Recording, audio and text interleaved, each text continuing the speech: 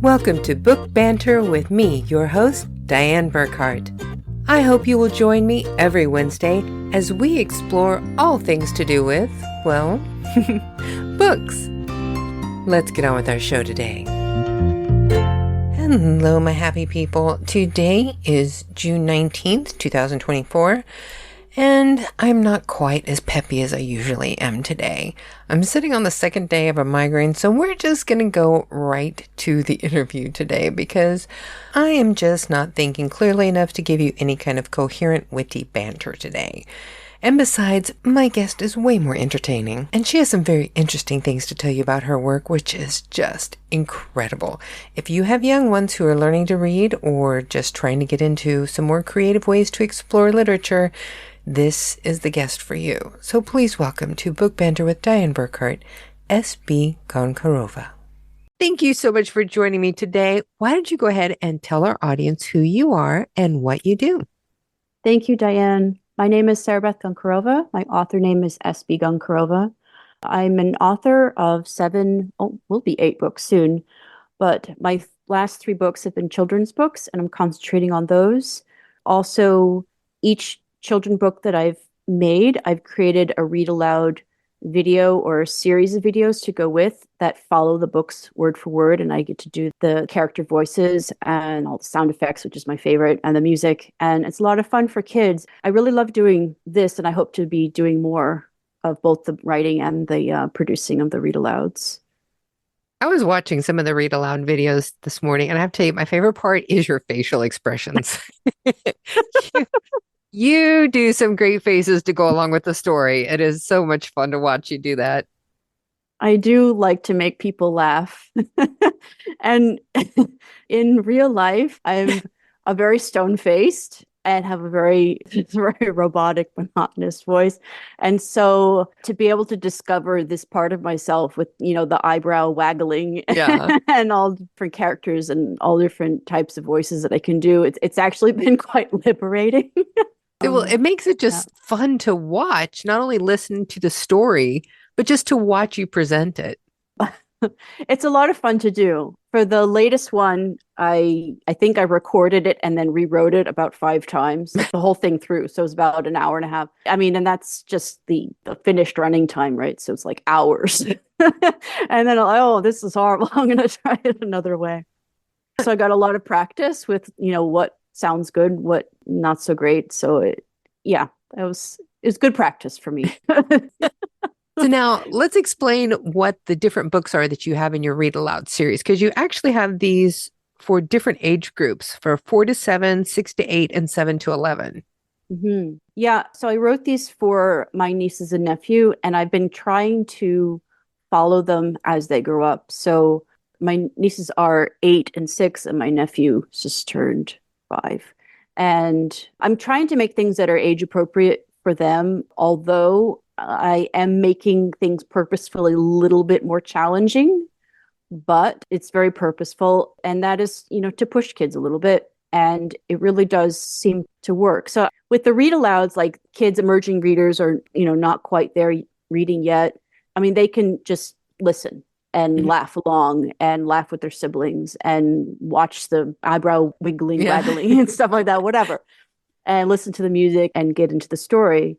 And then as they get older, they can start to cite words. And what often happens is that kids will find a chapter or a part of a scene that makes them just laugh like crazy. Mm-hmm. And they want to play it over and over and over and just giggle and giggle. And sometimes they'll even play act it themselves.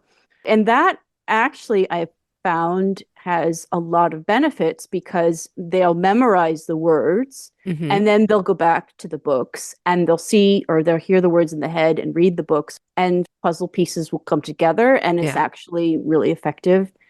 So I'm happy to do both. And so I'm just trying to provide wherever kids are in their reading journey.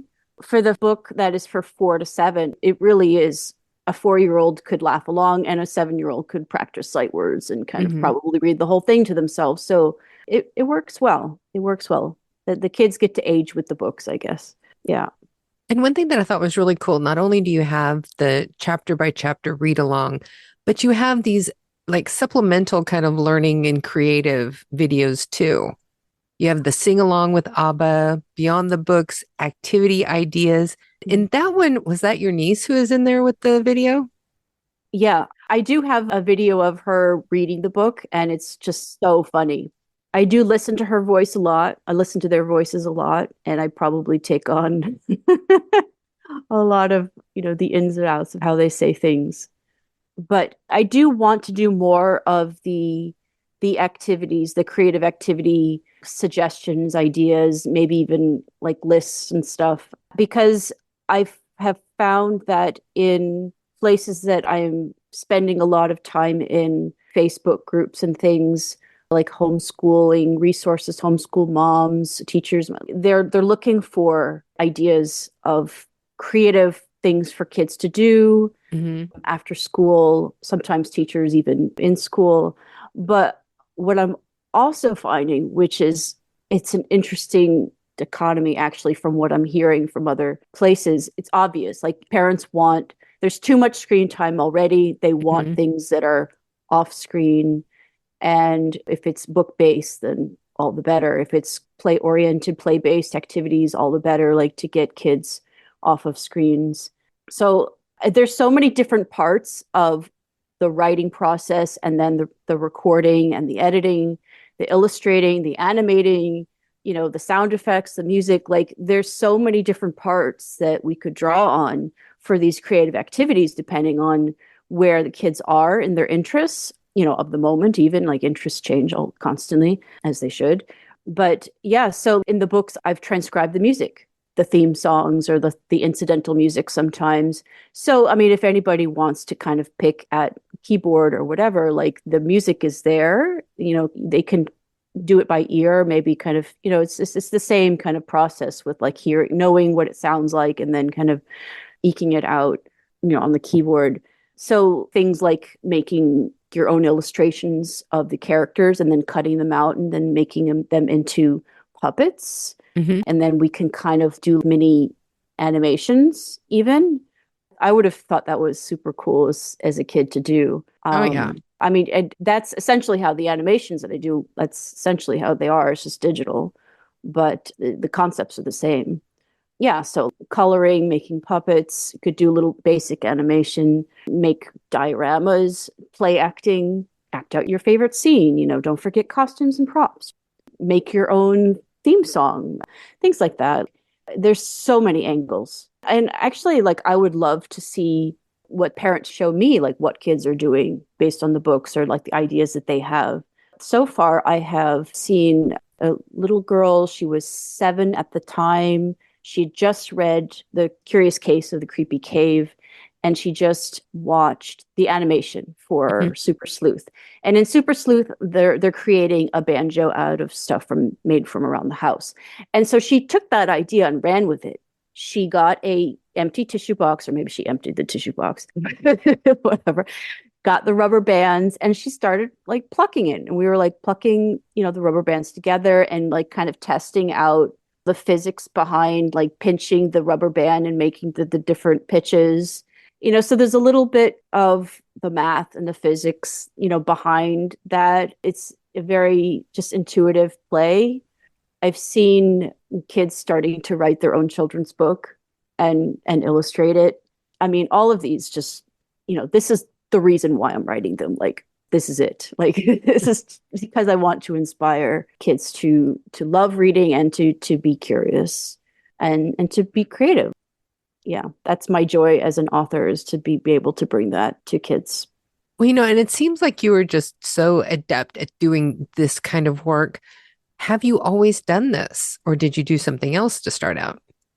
I performed as a musician very young. I started playing piano, and then I was performing since I was 6 or 7 on stage, Wow. which is, it's a bit of an outlier, probably because I have a bit of a obsessive personality about things. So it's like my mom never had to ask me to practice. Like I always was doing it very regularly. And that I have realized it's very uncommon. So the performance aspect, I think But then I became very shy, especially with words. I have aphasia, and it's actually becoming worse these days, which I'm trying to combat by reading aloud, just like a half hour every day at least. You might want to explain what that is. I lose words completely. Like in the middle of a sentence, I can't even think of what the next word is. And it will take me 10 minutes, an hour, a few hours. I don't know if it's memory based. I'm not sure what it's about. I've had it for a long time. It seems to come and go. It might have some sort of physiological issue going on, but it does seem to be becoming worse past few months, I've noticed. And so it'll take me longer. It takes me longer to write, but performing or just even being in conversation with people, like I get quite embarrassed by it. So it increases the shyness. The art, I started my own studio, at least a working studio artist after grad school. So about 2000, it was more like during grad school, like 2002, 2003, because I needed a break in my head from the intensity of what grad school was asking me to do. Oh, yeah. So I just started painting and just trying to turn my mind off and things like that. So, but it was very consistent with it. I was very prolific. And I think that has helped me grow, like the sheer just being able to create composition on a canvas has helped me design compositions in the animation. So like all these things, they help. I might be seeming like I'm all over the place, and I am, sure. But yeah, I guess all of this has kind of become a bit of training, bit of preparation. But We, it does seem very natural what I'm doing now. Um, one thing that I was checking out your Instagram and I saw a lot of the artwork that you have on there. And I love it looks like it's almost a series of people, but there's a lot of color to it and it's a lot of like painting over the painting. Do you know what I'm talking about? yeah, this was early work. I didn't have much money at all, but what I did have was I had large pieces of paper and I had glue and I had magazines and I had watercolors and some brushes. And so I was able to make kind of huge paintings by gluing the magazines down and ripping them off, doing it again, ripping it off, and like creating layers. And then within that, after that, creating this gorgeous texture and then kind of seeing what the images were and just going at it with watercolors and some ink. And it's amazing what you can do with very little, actually. You don't need expensive materials to create absolutely gorgeous things. Well, I love this whole series. There's like six paintings that look like they're all about the same style. And Yeah. I love that style. That I think that's fantastic. It was very intuitive and it was really about kind of seeing faces that were in the texture Hmm. already, Yeah. which seems kind of a bit spooky, but I think normally like we're able to do that as humans, like we see faces and things. Oh, yeah. But I love doing it because it was a surprise each time. It was a bit like automatic painting. I wasn't coming at it with a plan. Yeah. I was just kind of going with whatever I saw and then just letting it take me. One thing that I love about this too, a lot of the artwork that you have up here, not just your illustrations for your books, but you have so many different styles going on. It's like you're showcasing different artists, but it's all you. Yeah, I have done a lot of different things. I would say painting, sculpture, experiential sculpture, goodness, garden design, but the animation. So I think like the common threads through them is this delicate kind of nature to them. There's a lot of textures overlapping, Hmm. which makes things kind of like a fractal beauty to the way things are. There's also like a lot of pieces. Like I said, like I have like this very kind of obsessive kind of personality when it comes to like doing the same thing over and over again. So like Hmm. I'm okay with the boredom of Yeah. doing the same thing over and over again. And so it doesn't phase me to say take every single leaf from a tree that has fallen in October and then seal it and then thread it together and like it's like oh it's like 50,000 leaves. Oh, that's no problem, that'll take me like a few weeks. Like oh yeah, okay. So like just doing the same thing over and over again, there's a lot of that. There's this common thread I find. But yeah, it does seem very different. It does seem kind of all over the place. I have tried a lot of different things. I think my most success as a painter were actually these landscapes. And I actually kind of started to get bored with it because it became too easy. Hmm. And I just went on to something else that wasn't nearly as successful. And I was actually, it was a decision I made and I was okay with it. Like I would rather be constantly exploring and experimenting and pushing myself to learn something new rather than be doing the same thing over and over again. That's just my own personality. Well, one of the things that I really liked about your series that you do with your video books and everything is that you focus on trying to help kids to learn math and science and so many of the basic subjects in school that there may be a little bit of struggle, but whenever you do it in a more relaxed, creative way, it makes more sense. Kids learn very intuitively. And when they can explore and make those discoveries for themselves, I feel like it means more to them, like the light bulbs go on. And there's also that fun of Hmm. discovery as well, might propel them even further than they would have gone if it say like this is something you have to memorize. So I do like the overlap of being able to teach concepts of math through music, for instance, or some physics through music, like we were talking about with the banjo with the rubber bands, and then Hmm. kind of like figuring out, oh, if you divide it in half, it goes up by an octave, things like that. So that aspect of discovery, I think, is really important. It puts the fun back into learning, Yeah. and I like to incorporate the concepts in a very like backdoor way. So if kids pick up on it, that's fantastic. If they don't, they pick up on something else that, excites them just as much, if not more. And there's a lot of like little avenues kids can maybe explore in the stories. Whenever I see stuff like this, I always go back. I have always been horrible at math in school, like junior high, high school. I failed so many math classes. It's ridiculous. I'm surprised I even graduated because of that. And I was really nervous going into college because I knew I would have to take at least one basic algebra class while I was there for my degree. Mm-hmm. And I went in and I just went right up to the teacher. I'm like, look, I'm horrible at math. I'm not going to get it. So if there's somebody who can tutor, let's just go ahead and set that up now because it's going to be a necessity for me to get through this class. And this teacher's like, don't worry, I got you. And Yeah. everybody that had ever taught me math before was always just repeating the rules to me, just again and again and again. I'm like, look, I don't get it. Why do you keep telling me the same things? This guy showed me how to take math problems and turn them into pictures so that I could see them. Yes. And suddenly I understood it. And I got the highest grade in my college algebra class Oh my gosh.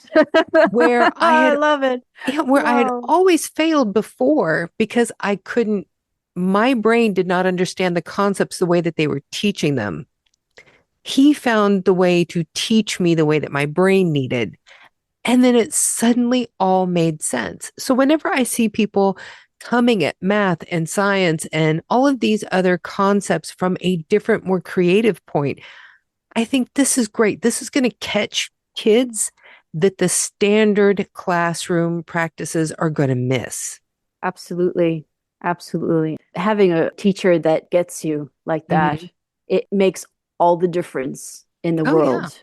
All the difference. I mean, it's really hard to see how teachers, especially in the public schools, are so hamstrung Hmm. by teaching to the test and things like that. And it seems like it's just been getting worse and worse and worse for, I mean, I don't even know how long since I was in school. I remember hearing teachers in my family talk about it even back then.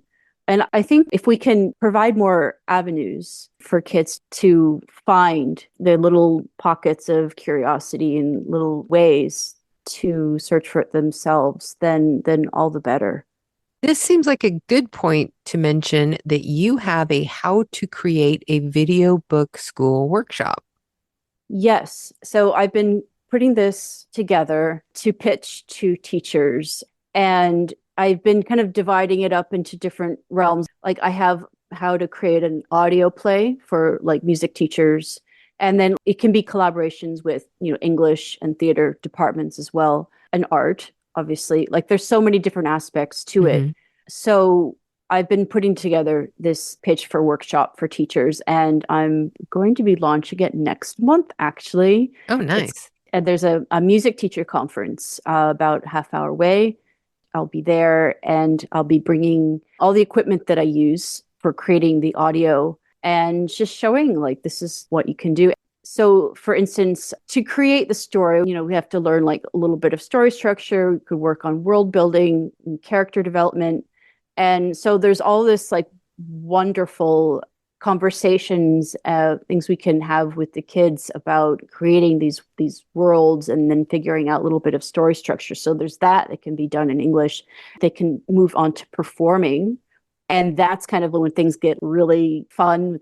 I mean, I was able to discover all my expressions and things in the performance, and actually that informed the writing again. So it's kind of going back and forth. And then once we're happy with the performances, those are set. The audio editing or the video and audio editing, if it's video books versus audio play, then like it gets even more fun because then we're putting in sound effects and we can create music.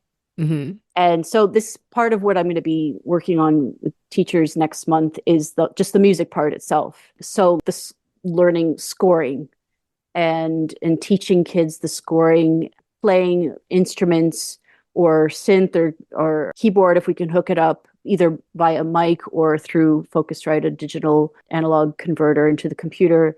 And just you play as the performance is happening on the screen. It's actually very simple, and I'm using free software basically. So it's totally possible, Hmm. if we have the time to do it and the inclination, if kids are interested in learning about that. And actually when I was doing it myself, that became my favorite part, was actually like the sound effects and the music. Yeah. So you have like all these different pieces that kids can. I prefer just working with the tech. Oh, I really like the music. Oh, I'm really into performing. Oh, I really like the writing. And so anywhere kids are, they can have a part in this. To be able to create something that is class wide or even several classes collaborating. I mean, it might be a nightmare logistically for some teachers as well, but I think we can make it work. Like any challenge that we come across, like I think we can make it work. I think it sounds like And an amazing project and would be so fun. If they'd had this kind of thing when I was a kid, I would have loved that.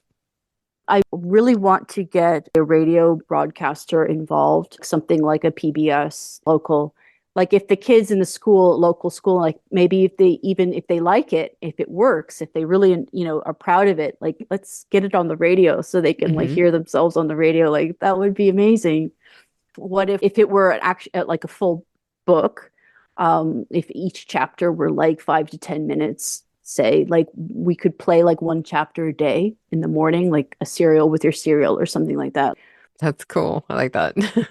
And it becomes part of their day. Kids are Yeah. proud of it. They hear themselves tell their friends and family and teachers. I think it'll have a ripple effect, a positive ripple effect, and it'll inspire more creativity. So yeah.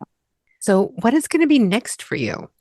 Next is Because I can't uh, imagine that you just stop at this. I would no, imagine you're the no. kind of person that you're always thinking of the next thing. The very next thing is I do want to animate the second little episode that I have. Like the first episode, I've kind of created a proof of concept. It's about 5.5 minutes. I don't know if you saw it. It was like the animation for Super Sleuth, but it's 5.5 minutes. It's good. The second episode that I have, the animatic that I've already created, like makes kids roll like on the floor laughing. So just the animatic, and I haven't even animated it yet. So I do want to get that together. So the first animation, it was 5.5 minutes. It took me about 4.5 months. so, I was going to but ask how long it takes you to actually animate this stuff because but it looks like it's rather intensive. if I had known, I made a lot of mistakes that I had to go back and completely redo Oh, whole thing. yeah. So knowing now what I know then, like it probably would have taken me half the time for sure. So 2.25 months like, to do 5 minutes. Okay. And maybe that's a little bit too long. So maybe I need to kind of build up an animation team to help. That would be amazing. People who actually knew a whole lot more than what I do can entrust with. Hmm. I think that would work. We could pick up the pace a little bit. So I don't think waiting, kids are not going to wait 4.5 months for like a 5 minute episode. Like, no, it has to happen pretty quickly. It needs to be a quick turnaround for animation. Now, I did see a bit of the animation that you did. I think it's of Caruso. Is that the cat? Yeah, yeah, I saw that little bit of animation where it was just like a clip was running in a yeah. loop. And that is so cute. I love the colors. I love the like texture in the images. It is such great animation. You remember when we were just talking about the paper puppet and Yeah. like moving? So that's essentially what I'm doing there.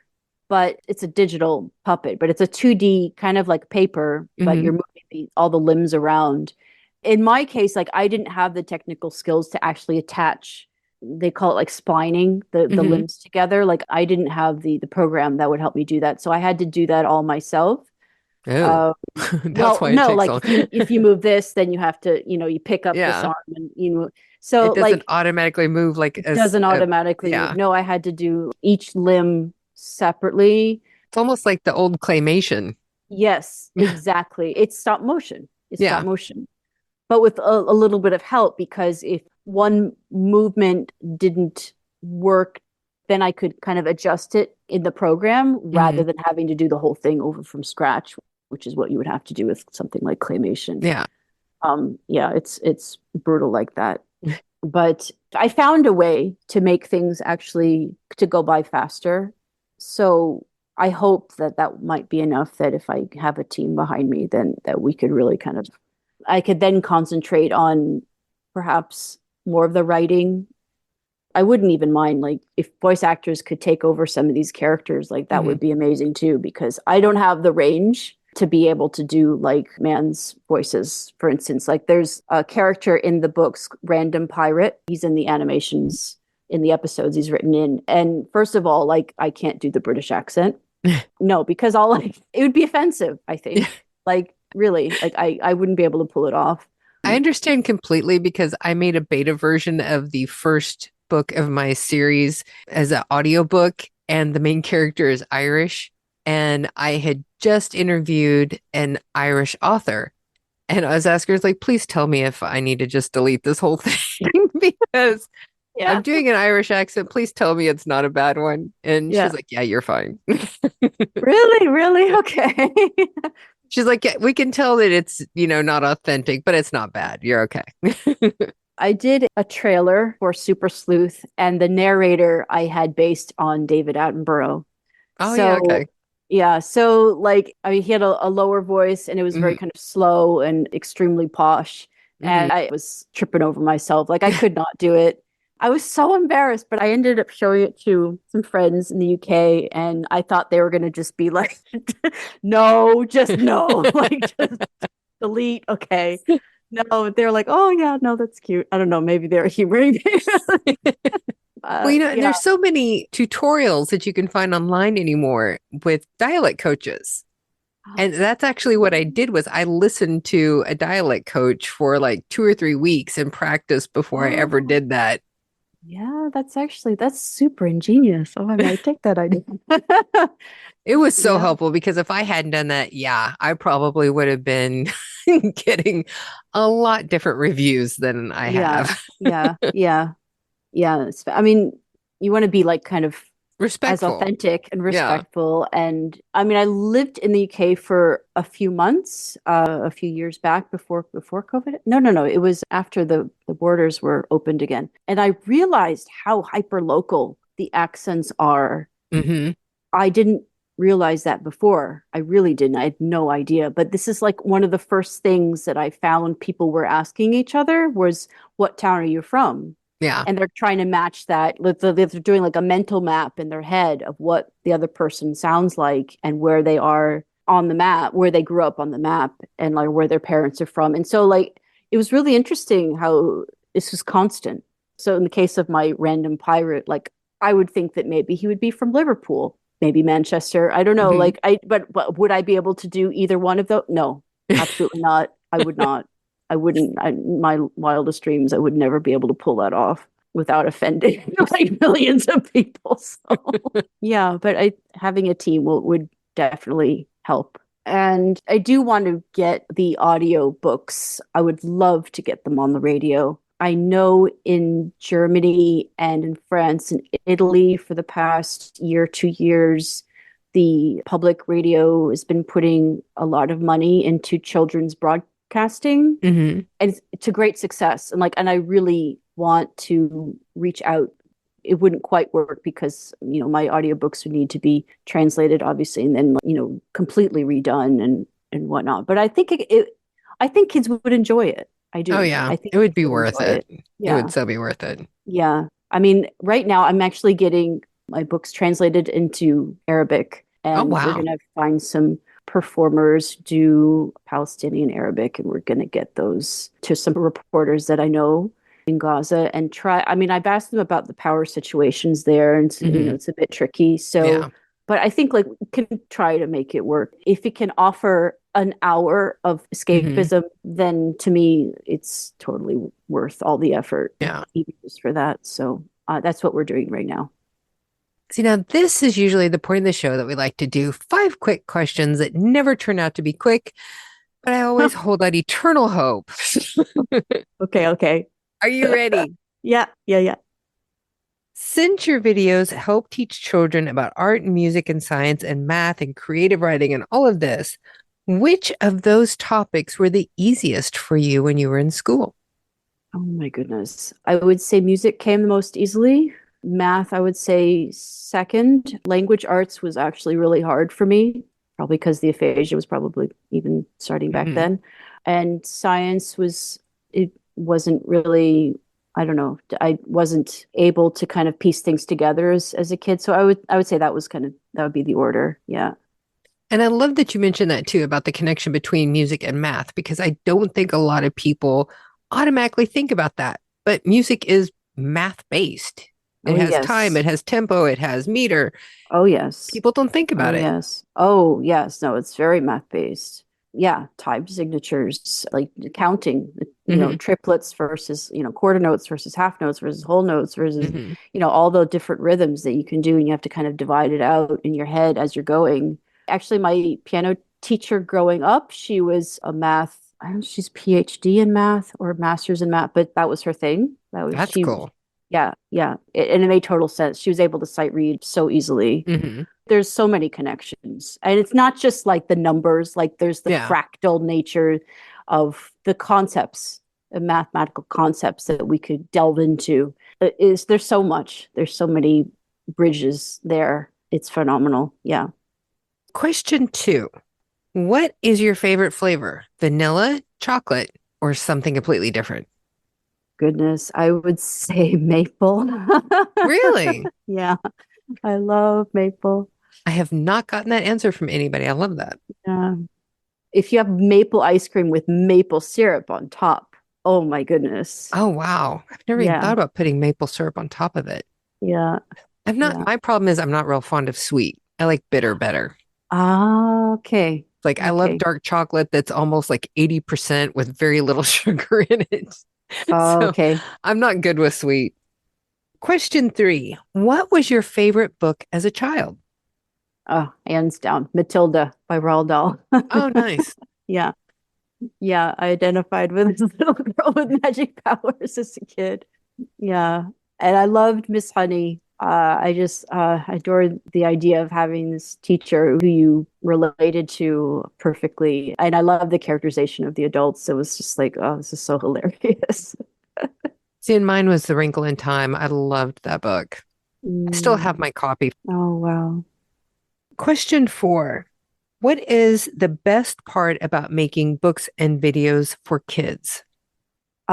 Getting them back, getting kids writing you books and illustrating them and taking pictures and sending them back to you or showing it to you. That's when you know you've really succeeded. Oh, that would be so cool. Yeah, that is the best part. That would be so sweet to be able to get that interaction. getting letters back, anything. Yeah, it's the interaction. So, question 5, what is your favorite movie of all time? Princess Bride, probably. Oh, good one. It's so funny. It's such a masterpiece. It's such a masterpiece. I was reading the script actually just a few weeks ago, and I was like, this. He had written it for his kids, actually, for his two girls, William Hmm. Goldman. It had come from nighttime stories that he would tell his daughters, and he would ask, like, "Okay, what's the story for tonight?" It's the princess. No, it's the bride. So we put them together, and that's where so he got this whole book from the stories, and then the screenplay came from that. But yeah, it's such a beautiful, beautiful film. And there's so many quotes that come out of that movie. Oh yeah, oh yeah, It's like, oh my God, my friends and I, there's so many things that we would just say to each other at random moments, and that's we knew true. what we were talking about. And people might pick up that we were talking about that movie, Yeah. but it had so much of a connection for us that we would just, have fun storming the castle. As you Yeah. wish. I do Say, say as you wish quite a lot to people in my circle. Like just, as kind of like a term of endearment in a kind mhm. of roundabout way. Well, it's like my husband's best friend is Sicilian, so my favorite thing is like never bet with a Sicilian when death is on the line. Yeah. Yeah. Yeah. That's one of the best ones to do. There's so many good ones. Yeah. So now let's tell everybody where they can find you and your work. My website is playgrouskids.org. From there, that can direct you to either the YouTube channel, or you can find that by searching for it. It's Read Aloud with Abba. It's all one word, but I think if you just search that separately, you probably come up. And the books are on Amazon as well. I have not made them go wide. I stuck with Amazon because I just haven't got to other places yet. And I am trying to do book readings for schools and libraries and things, and I would like to incorporate workshops. And we could do it virtually or in person. So it's another way that I could come to you. And Yeah. if people want to keep up and be able to find your public appearances, what's the best place to go? Oh my goodness. I will start putting them on to the website, theclaygrousekids.org. No, that's actually a good point. I probably should make them more public. Probably Instagram is my most public page right now. So I will do better at putting those up. Promise. We will, as always, put all of your links to your social media in the description of today's podcast. And you are going to be in our summer reads issue of Book Banter magazine, along with several other authors for children and adults, giving people things to do over the summer months. Oh, that'd be so awesome. Thank you so much, Diane. That's such an honor. Like it really is to be included in a magazine for them. Thank you so much. I have I really enjoyed talking to you. And once again, it's like we had a long conversation before we even started the interview that we recorded. yeah, yeah, yeah. It's great to get into the fun before we even start the interview. Yeah. I think it's a lot of fun just to have a conversation. Thank you for being here and doing that with me today. Thank you so much, Diane. You're amazing. And I really appreciate it. Thank you, thank you, thank you. So there you are, folks. My interview with Beth Goncarova. She is such a delightful person. You really need to go check out her YouTube channel and all of her books. You can find all of the links in the description of today's podcast and, of course, at burkhartbooks.com on our podcast page. And don't forget, if you enjoy our podcast, please think about sponsoring us by buying a copy of Book Banter magazine. You can buy it directly from our website, burkhartbooks.com, and it's only $2.99, and all proceeds will go to help upgrading our equipment and to keep bringing you great content. And the great thing is you get a downloadable copy of the magazine that you can keep for yourself. It has live links to all of the authors that we'll be talking to in the 2 months that are covered in the magazine. You can find all of their books very easy at any time. And we also have a few extras in there, like puzzles and information on my own books that I try not to talk about too much during the interviews. At least I do my best. But I think that's it for today, folks. You know what time it is. It's time for you all to go forth and be very happy.